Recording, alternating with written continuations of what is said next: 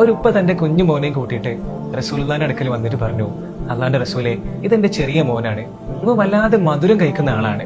ഞാൻ ഒരുപാട് തവണ ഇവനെ ഉപദേശിച്ചിട്ടുണ്ട് മധുരം കുറക്കാൻ വേണ്ടിയിട്ട്. പക്ഷെ അപ്പോഴൊന്നും അവൻ കേൾക്കാൻ തയ്യാറായിട്ടില്ല. അതുകൊണ്ട് നബിയെ, നിങ്ങളൊന്ന് ഇവനെ ഉപദേശിക്കണം.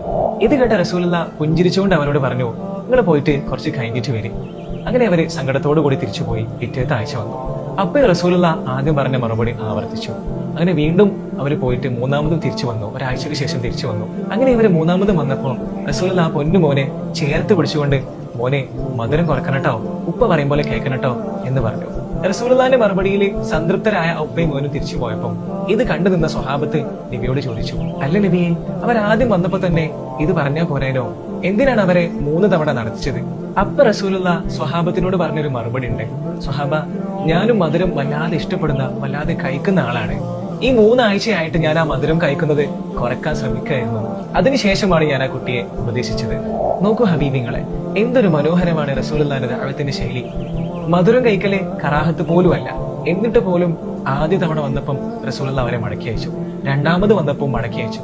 മൂന്നാമത് വന്നപ്പോ റസൂലുള്ള മധുരം കുറച്ചതിന് ശേഷം മാത്രമാണ് ആ കുട്ടിയെ ഉപദേശിച്ചത്.